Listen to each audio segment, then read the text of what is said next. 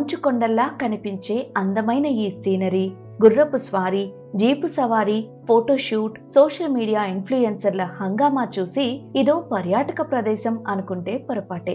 ఎందుకంటే ఇదో మార్బుల్ వ్యర్థాల డంపింగ్ యార్డ్. రాజస్థాన్లోని కిషన్ గఢ్ అనే ఎడారి ప్రాంతం ఆసియాలోనే అతిపెద్ద మార్బుల్ వేస్ట్ డంపింగ్ యార్డ్ ఇది. కానీ ఇప్పుడిది ప్రీ వెడ్డింగ్ షూట్స్, రీల్స్ చేసేవారికి హాట్ స్పాట్ గా మారింది.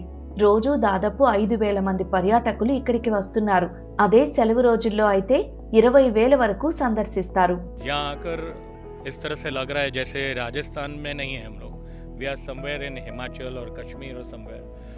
मैं हर किसी इंसान को सजेस्ट करूंगा जो राजस्थान रहता है, उसके आस पड़ोस रहता है, जहाँ पे 12 महीने गर्मियों का एहसास होता है। जब गर्मी का एहसास होता है तो यहाँ आकर आप ये महसूस कर सकते हो।